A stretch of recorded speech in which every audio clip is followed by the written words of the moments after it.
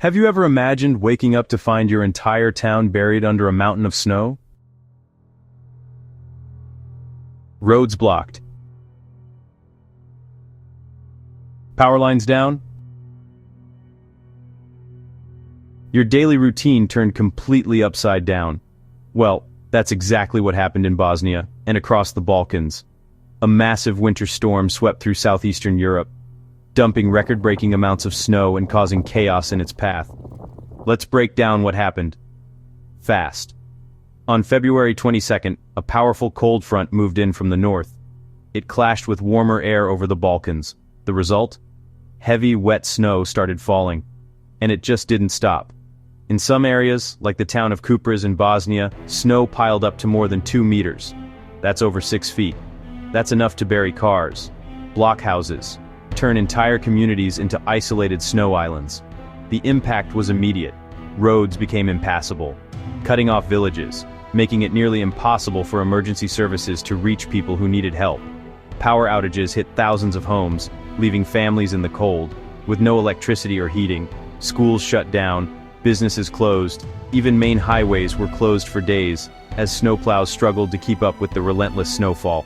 But it wasn't just Bosnia. Croatia, Serbia, Montenegro. In Croatia, avalanches blocked mountain roads and forced authorities to warn travelers to stay put. In Serbia, emergency crews worked around the clock to clear snow and restore power. The storm even disrupted international travel. Flights delayed, trains canceled across the region. So, why was this storm so extreme? Meteorologists say it was a perfect storm, literally.